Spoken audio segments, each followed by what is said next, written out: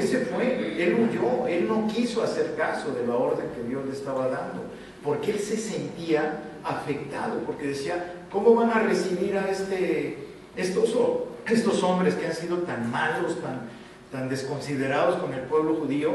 ¿Cómo si yo les predico, a lo mejor alguno de ellos puede convertirse a Dios? Y ven que después, al final, se da cuenta que efectivamente pasó eso. Pero aquí vemos cómo ellos creían. Y él renunció a su trabajo, a su oficio como profeta, porque dijo, ¿cómo voy a hacer caso de esto? Yo no puedo hacer caso de esa decisión. Los judíos ya tenían cierto temor de que efectivamente los gentiles pudieran recibir algo de parte de Dios. Ya habían visto a Rahab, que era una prostituta y que no tenía nada que ver con el pueblo judío. Habían visto a Ruth, que era moabita.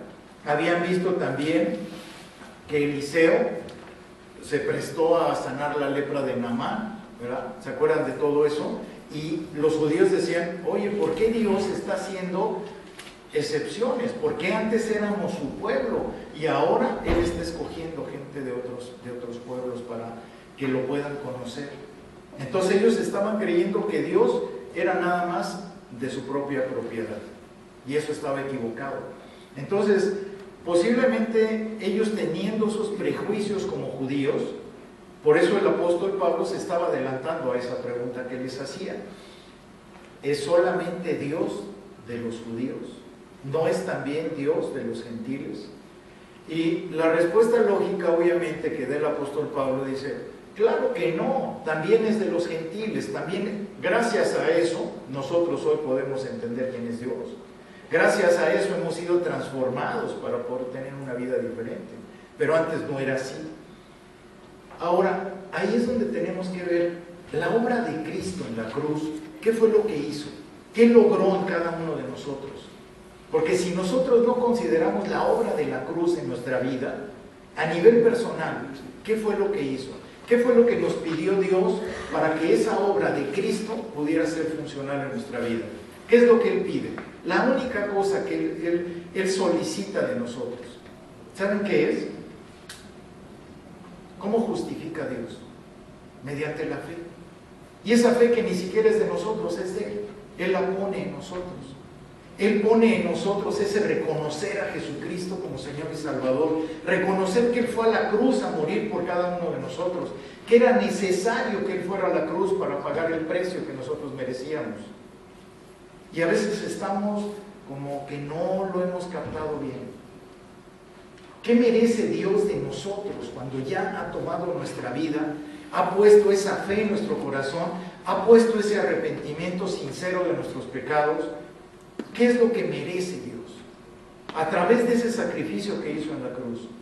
¿Se acuerdan ustedes cuando en el tiempo de la ley del antiguo pacto, el hombre de la familia tenía que llegar con un corderito, cortarle el cuello y esperar los estertores de muerte mientras se desangraba? ¿Qué sentirían ustedes de agarrar y decir, todos hemos pecado en la familia, y hoy voy a cortarle el cuello a un corderito que es el más bonito, el más hermoso, que no tiene ningún defecto, y lo voy a llevar al matadero por culpa de mis pecados? Y a veces no consideramos lo que hizo Jesucristo en la cruz. Él fue como un cordero al matadero, y dice que no tenía pecado alguno, y Él fue a dar su vida por cada uno de nosotros. Eso es lo que cuando menos tenemos que considerar para que el Espíritu Santo haga su obra en nosotros, que nos lleve a esa santidad perfecta que Él anhela y Él desea. ¿Cómo está mi vida? ¿Cómo está tu vida? ¿Qué estamos haciendo verdaderamente? Vean lo que nos dice el Señor, porque esto es manifiesto ahí en el capítulo 1 de Romanos. Regresemos ahí a Romanos y podemos ver lo que, ¿se acuerdan que vimos en el capítulo 1? Algo muy importante. Ahí en el capítulo 1, versículo 16 dice, porque no me avergüenzo del Evangelio, porque es poder de Dios para salvación a todo aquel que cree, al judío primeramente y también al griego. Ahí está muy claro lo que nos está diciendo el apóstol. Entonces, nosotros en verdad, aquí él repite completamente esto. Vámonos ahí mismo en el capítulo 3, versículos 22 y 23. Hablando de la justicia de Dios, dice: tú que dices que no sea... Ya me escuché. El versículo 3, 22 al 23. La justicia de Dios por medio de la fe en Jesucristo, para todos los que creen en Él, porque no hay diferencia. Él no hace acepción de personas. Por cuanto todos pecaron y están destituidos de la gloria de Dios. Todos estábamos perdidos, todos estábamos muertos. Y de repente llegó esa gracia de Dios a tu vida, llegó a tu corazón.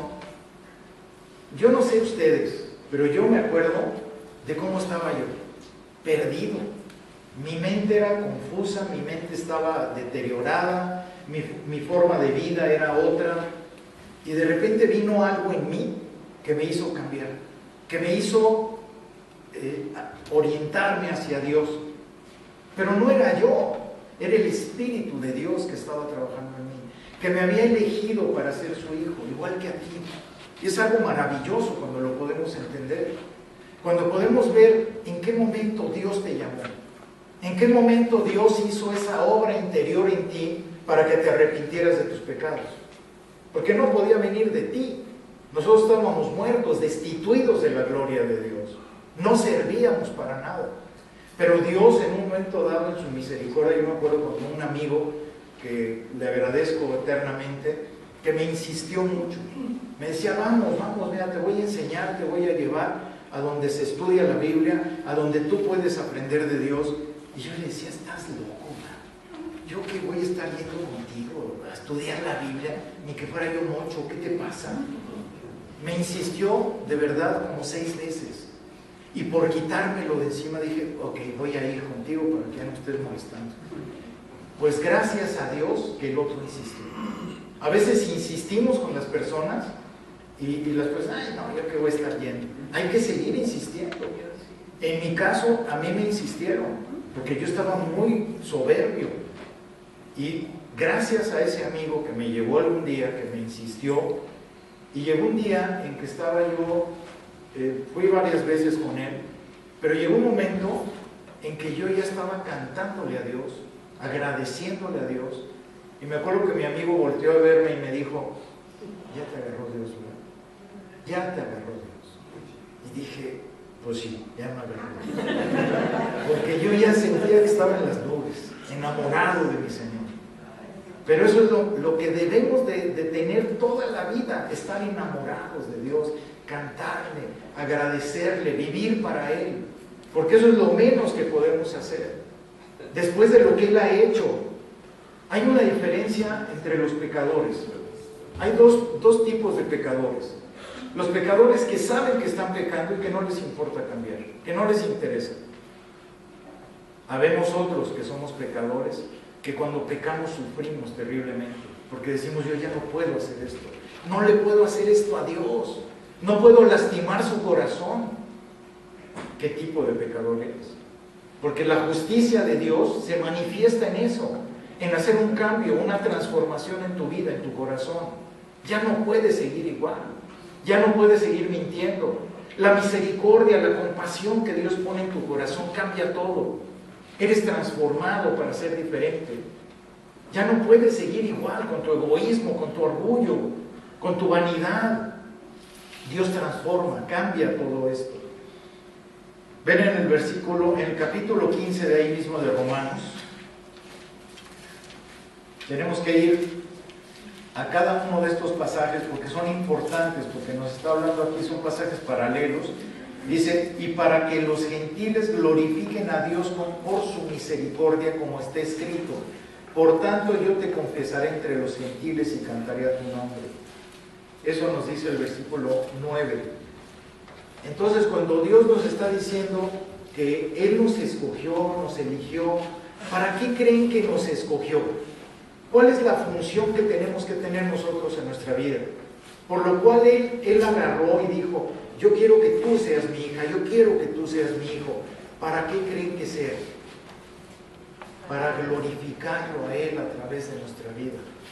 Para que nuestra vida sea transformada de tal manera que llegue un momento en que la gente diga, en ti se ve Cristo, en ti se ve Dios. Que dejes tu egoísmo, que dejes tu forma de vida, que ya no sigas existiendo tú, que ya no vivas tú para ti, sino que sea Cristo quien viva dentro de ti y que Él sea glorificado en todo momento. La segunda, Cristo, la cruz de Cristo confirma la ley de Dios. ¿Cómo confirma la ley de Dios? Vamos a ver en el versículo 31.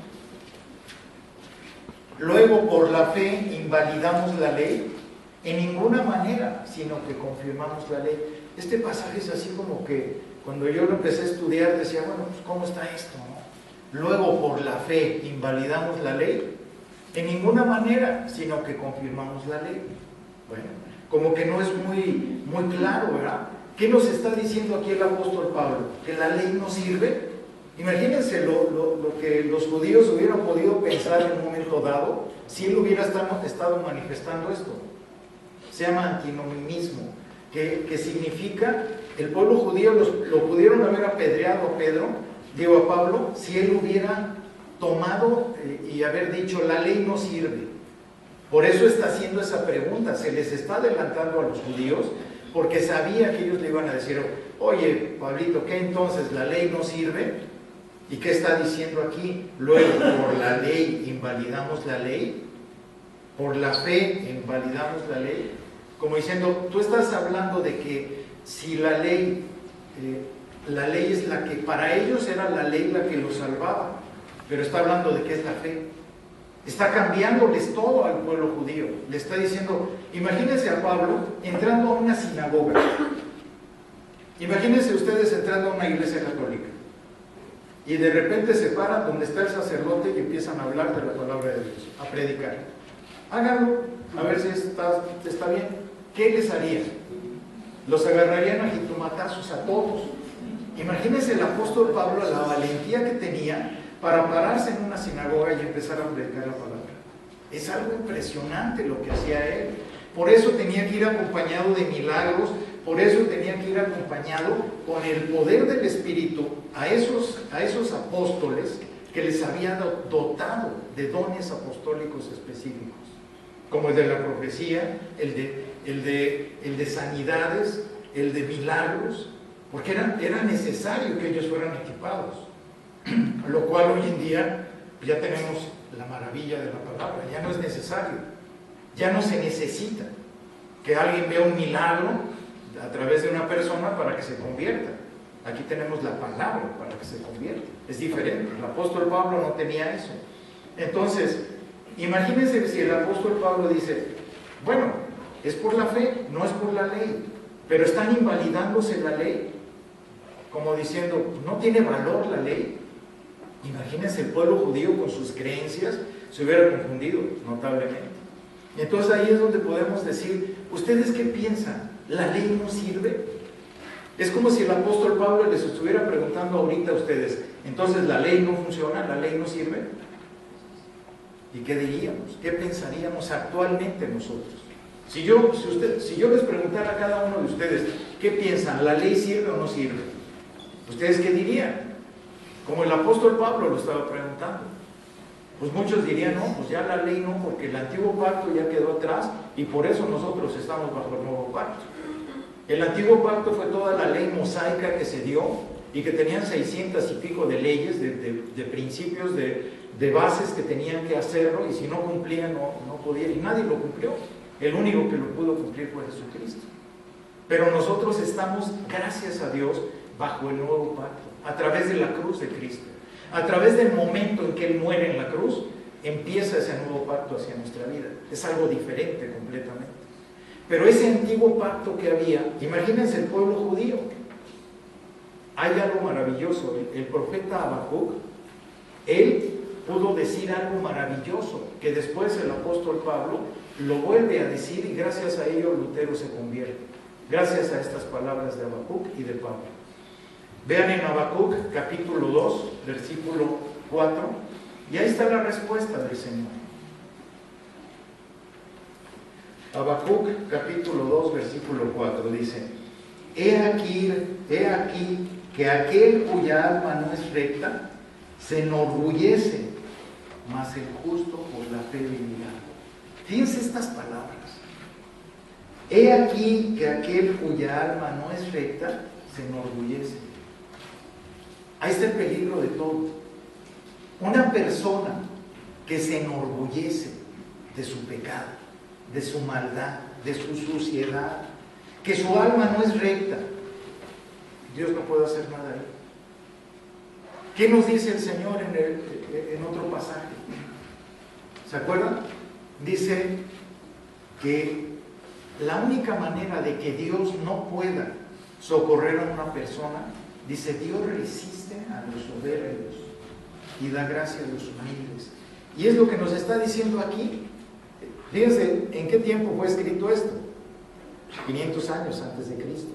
Pero el apóstol, el profeta está diciendo: he aquí aquel cuya alma no es recta. Las personas que quieren defender su pecado, las personas que quieren seguir con él, que les gusta, que les agrada su propio pecado, dice, se enorgullecen. Qué terrible cuando nosotros podemos ver que tenemos un pecado, una debilidad, un defecto de carácter y nos enorgullecemos y decimos: yo no quiero cambiar, yo estoy a gusto así. Qué terrible ver eso, porque aquí nos está hablando: mas el justo por la fe vivirá. La única manera de que pueda entrar el Espíritu de Dios en nuestra vida para transformarnos es cuando entendemos que sin Dios no servimos, que tenemos la humildad y reconocemos que necesitamos de Dios. Es algo tremendo cuando podemos ver esto.